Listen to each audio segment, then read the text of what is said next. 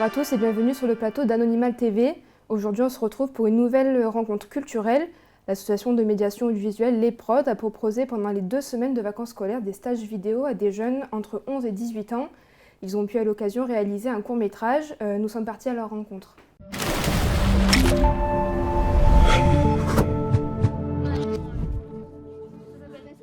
L'association Les Prods a accueilli pendant la première semaine des vacances de la Toussaint un petit groupe de jeunes âgés de 11 à 15 ans lors d'un stage vidéo. Ils ont pu aborder les techniques audiovisuelles comme le théâtre, la radio, le journalisme ou encore la réalisation d'un court-métrage avec leur téléphone portable. Cette semaine, c'était plutôt une semaine pour comprendre ce que c'était le début dans l'audiovisuel. Donc en fait, on s'est concentré sur comment créer aussi avec son téléphone portable, parce qu'il n'y a pas tout le monde chez soi qui a une caméra à 1500 €.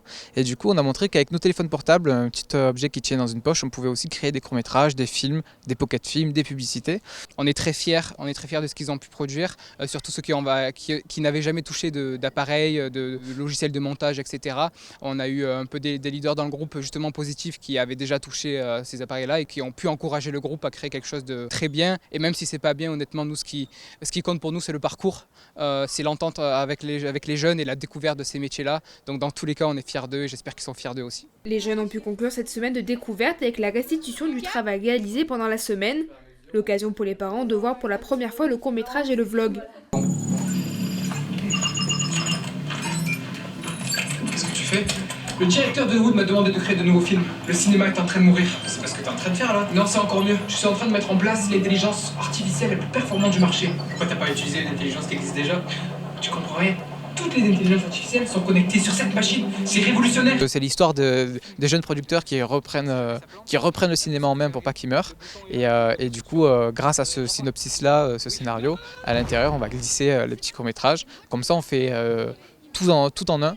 C'est génial, c'est un travail dingue. On ne croirait pas comme ça, mais ils ont passé un temps de fou. Et les petits, c'est un rendu, c'est top. Franchement, c'est top. Du Lanislang, c'est de pouvoir me le montrer. Donc, non, vraiment, c'est du professionnel. En une semaine, ce qu'ils ont monté, ne serait-ce que il y avait des choses qu'ils ont fait la veille. J'ai l'impression que c'est un travail de fou, quoi. Non, c'est top. Moi, je suis très contente, en tout cas. Une semaine réussie pour les participants qui sont fiers du travail accompli. Ce qui m'a plu, c'est que j'ai pu faire des films, tourner beaucoup. J'aime beaucoup tourner. Moi, j'aimerais faire de ça mon métier. Donc j'aime beaucoup tourner, j'aime avoir des idées et je suis venu ici surtout pour apprendre plus concernant le cinéma, comment prendre un plan, comment rendre l'image plus sombre ou quoi que ce soit. Et j'ai beaucoup appris pendant ce stage.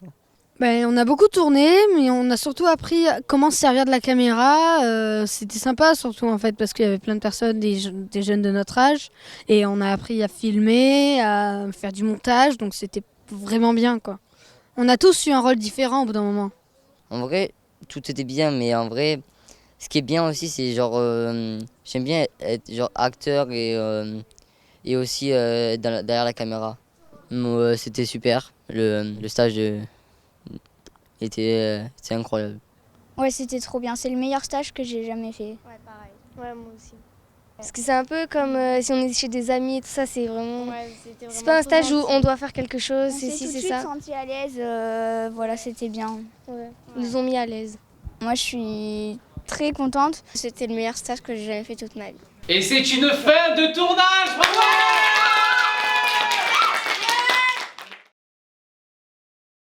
Nous accueillons donc sur le plateau aujourd'hui Nathan et Sullivan. Bonjour. Bonjour. Bonjour.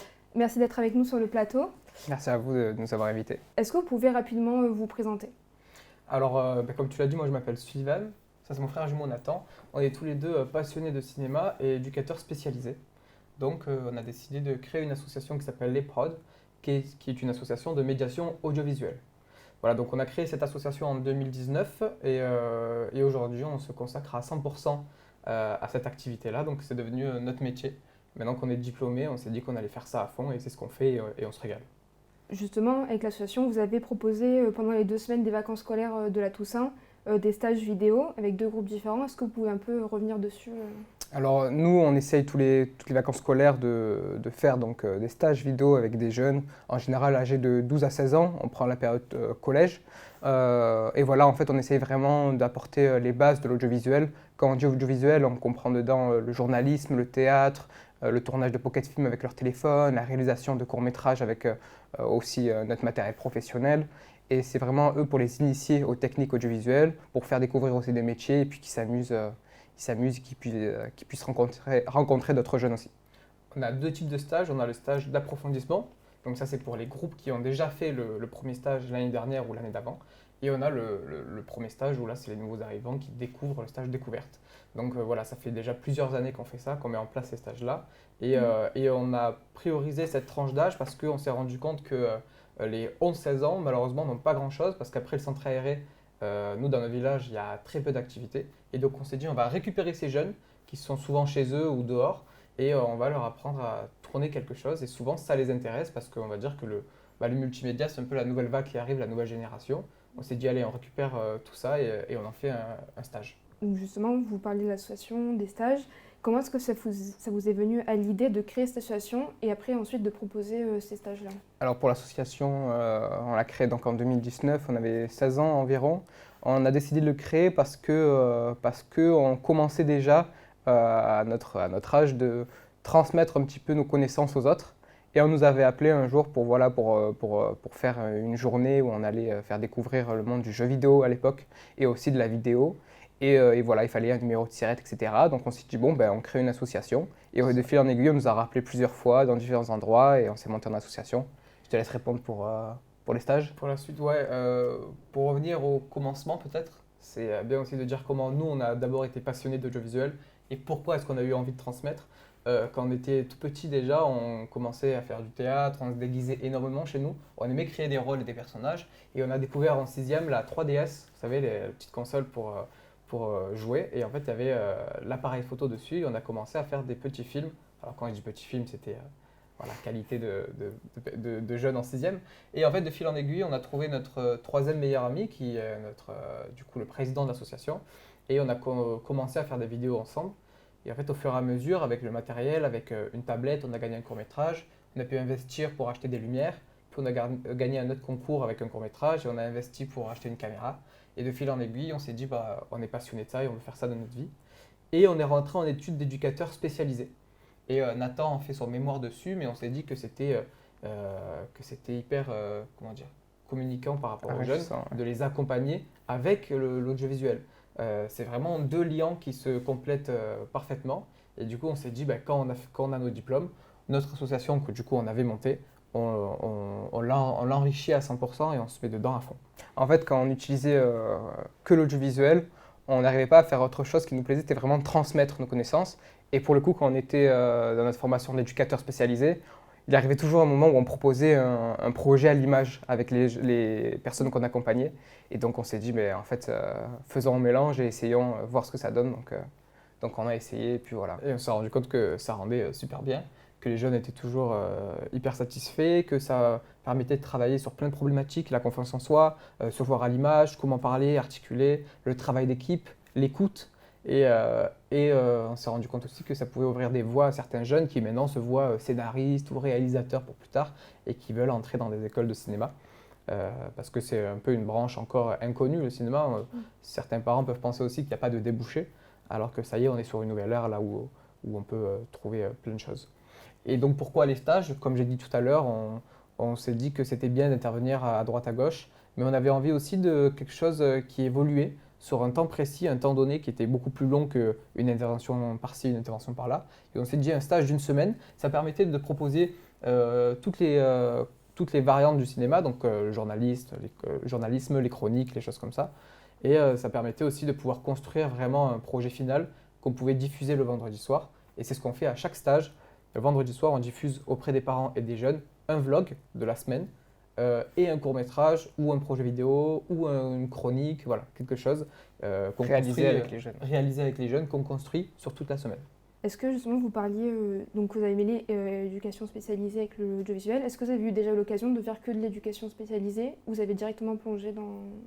On a travaillé dans différents endroits avant de plonger du coup dans cette association-là, que ce soit avec les personnes en situation de handicap, avec aussi dans des services prévention, donc avec les jeunes issus du quartier, aussi en crèche dans une association vocation d'insertion professionnelle.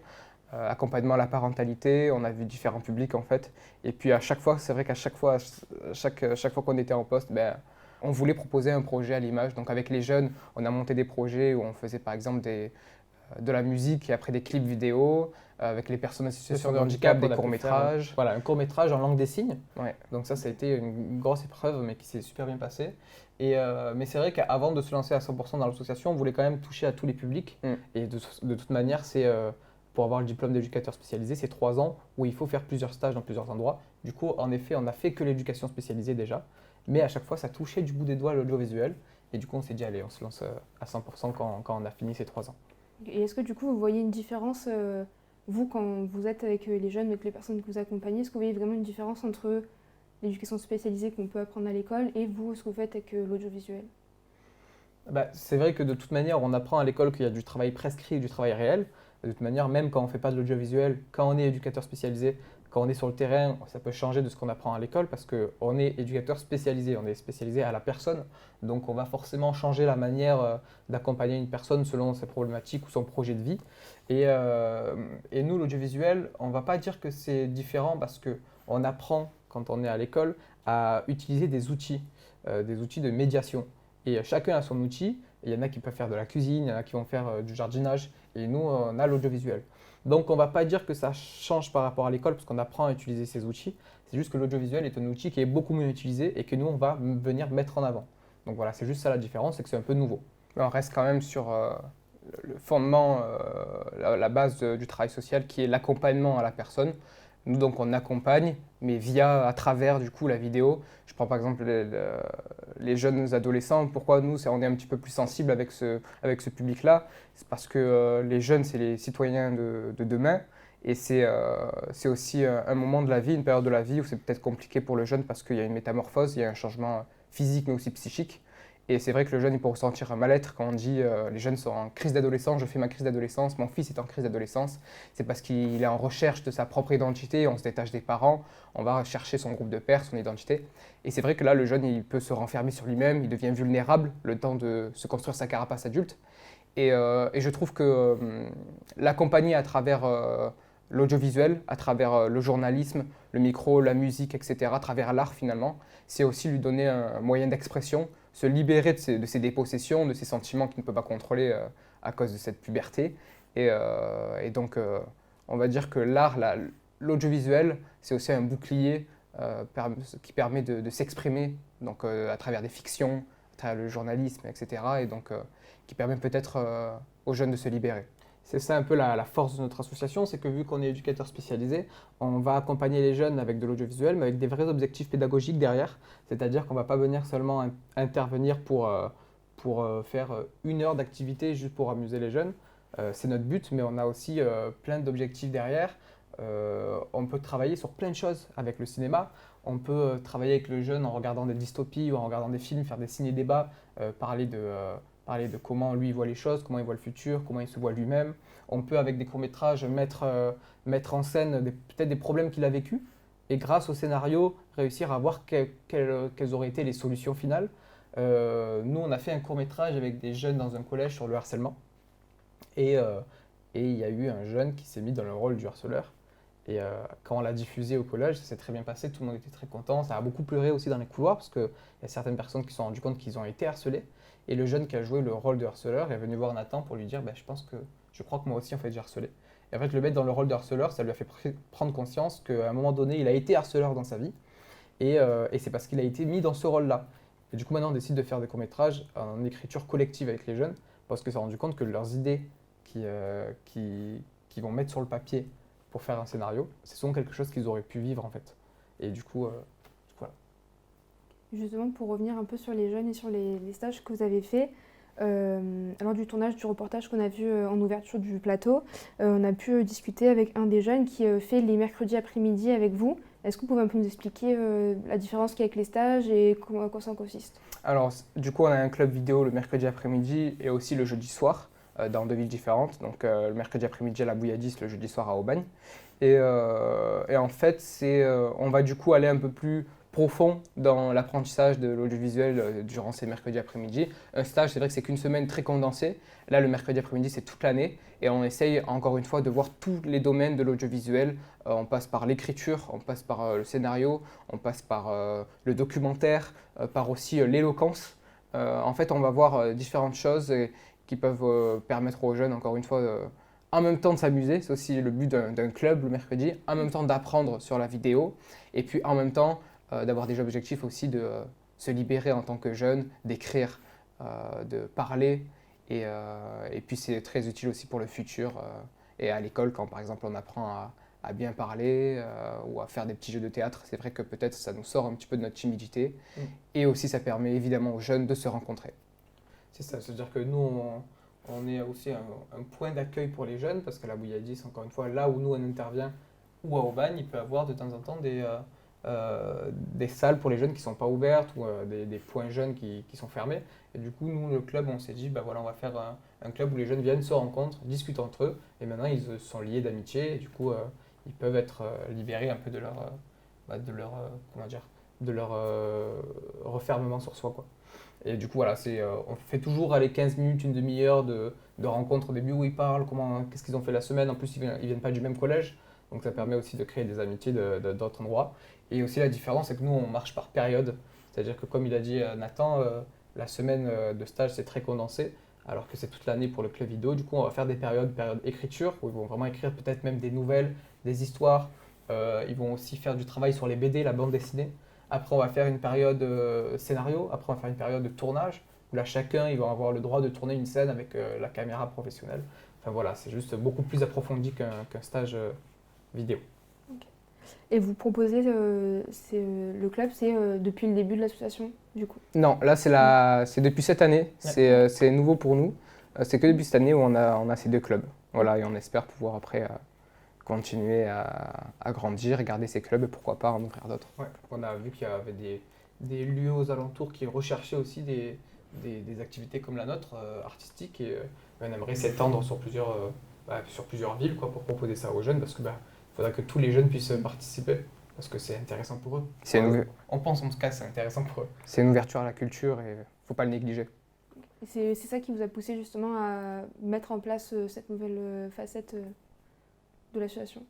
Oui, bien sûr. C'est important, comme je l'ai dit déjà, pour l'adolescence, c'est important je pense, d'avoir un club où on peut exercer un art. Parce que l'art, ça permet tellement de choses que c'est important d'ouvrir cette culture-là. Et donc c'est pour ça. Et nous aussi, de notre côté, on adore aller dans ces clubs-là, rencontrer les jeunes, avoir nos jeunes, réaliser des choses avec eux. C'est vraiment un plaisir pour nous, quoi. Et surtout que l'audiovisuel, c'est pas toujours accessible. Il va y avoir énormément de clubs de danse ou de théâtre, par exemple, mais il y a des jeunes qui ne veulent pas forcément y aller, qu'eux, ils sont intéressés à être derrière la caméra, pas forcément jouer la comédie. Et du coup, nous, c'est cette accessibilité-là qu'on offre aussi de tout cet univers de derrière la caméra, les coulisses ou techniciens, où les jeunes sont beaucoup intéressés, mais qu'aucun club n'existe. Et voilà, c'est aussi cette accessibilité-là, cette culture qui est un peu différente que ce qui existe déjà sur tous les territoires. Donc justement, là, vous venez d'ouvrir ce club vidéo il n'y a pas longtemps. Votre association, elle a été créée en 2019. Donc c'est une association qui est assez jeune. Est-ce que vous avez des projets en cours ou des choses que vous aimeriez développer pour plus tard? Alors là, du coup, nos projets, et aussi ce qu'on aimerait développer, parce que ça va un petit peu des deux, c'est-à-dire qu'on commence, mais on aimerait que nos projets actuels se développent aussi, c'est surtout dans les collèges, lycées. On aimerait vraiment intervenir, comme je l'ai dit, auprès des adolescents, des préadolescents, parce que, encore une fois, c'est très important d'intervenir auprès d'eux avec un art, avec l'audiovisuel, parce qu'on sait qu'il y a beaucoup de problèmes dans l'école, que ce soit au niveau du harcèlement, au niveau de la confiance en soi, du décrochage scolaire. Et donc intervenir, je pense, plutôt auprès des jeunes avec cet outil-là qui permet de s'exprimer et de se rencontrer. Ça ne ferait que du bien et nous, c'est aussi un plaisir pour nous de rencontrer ces jeunes-là. Donc on aimerait vraiment se développer dans tout ce qui est intervention dans l'école. Et puis aussi, on aimerait peut-être à terme, plus longtemps, une fois qu'on s'est installé, créer des applications, des logiciels pour les personnes en situation de handicap. On ne sait pas encore par quel moyen passer, mais c'est aussi une des branches de l'association, c'est la création numérique, qui n'est pas encore très développée, parce que pour l'instant, on est sur tout ce qui est médiation du visuel sur le terrain. Mais à terme, on aimerait développer le côté création numérique et pourquoi pas développer des applications pour les personnes en situation de handicap, etc. Voilà, on y réfléchit encore, mais... Oui, parce que c'est vrai qu'on aimerait aussi, dans les projets, c'est de développer les 3 branches, parce qu'on a 3 branches dans l'association. On a l'éducation à l'image et par l'image, qui est celle qu'on est en train finalement de travailler le plus avec les stages et le club. Mais on a aussi le pôle production audiovisuelle, où là on va intervenir par exemple dans les centres sociaux ou dans les écoles ou dans les entreprises pour faire des teasers vidéo ou des bandes vidéo, mais sans accompagner, c'est juste de la production pure audiovisuelle. On va par exemple filmer des portes ouvertes, on va filmer des fêtes de l'été ou des fêtes de l'hiver pour les entreprises. Et ça, on n'a pas encore pu beaucoup le faire, on l'a fait dans des centres sociaux, mais on aimerait aussi développer ce pôle-là pour intervenir aussi dans les entreprises, dans les choses comme ça, parce que c'est toujours bien d'avoir finalement une petite trace vidéo d'un événement. Et donc le 3e pôle, c'est le pôle numérique, comme l'a précisé Nathan. Et en dernier, comme projet, ce serait faire de l'accompagnement à la parentalité. Donc là, normalement, on est bientôt conventionné pour pouvoir intervenir dans les collèges, où on va recevoir des parents, où on pourra faire de l'accompagnement à la parentalité, par exemple sur Pronote, ou comment est-ce qu'on travaille avec un enfant qui est accro aux écrans. Voilà, toutes ces choses-là où on sait que les parents ils peuvent être un peu en difficulté. Et on aimerait aussi faire ça auprès des professeurs qui n'ont pas l'habitude d'utiliser par exemple les nouveaux tableaux connectés ou Pronote. Voilà. Donc c'est finalement toujours en lien avec l'outil numérique. Okay. Du coup, dernière question, où est-ce qu'on peut vous retrouver et voir votre travail?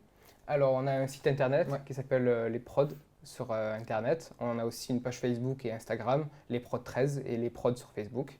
Et puis en général, les petits courts-métrages, on peut soit les retrouver sur notre site internet, mais en général, c'est vrai qu'on les réalise avec plutôt des institutions privées. Et donc, les courts-métrages, c'est les institutions qui les gardent, on n'a pas le droit de les diffuser. Mais parfois, de temps en temps, on a des avant-premières, des courts-métrages qu'on a réalisés avec les jeunes dans différents théâtres. Voilà. Donc, vous pouvez aussi nous contacter par mail, mais tout ça, c'est sur le site internet, de toute façon. Il y a une page exprès communication où est-ce qu'on peut nous retrouver. Mais voilà, de toute façon, si on tape les prods sur Internet, on trouve directement notre site. Donc c'est là où on peut nous retrouver. Et aussi pour voir un peu les coulisses, le mieux c'est Instagram et Facebook. Ouais. Et je profite pour dire qu'on intervient dans toutes les Bouches-du-Rhône. Voilà. Et aussi pour préciser, on n'intervient pas que pour les jeunes.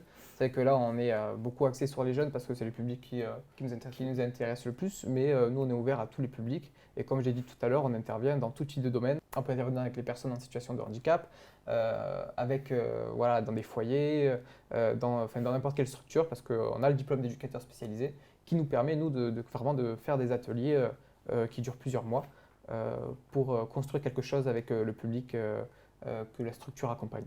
Donc voilà, donc si jamais nous on est disponible pour travailler ensemble et voir ensemble comment on peut accompagner un public plus ou moins en difficulté.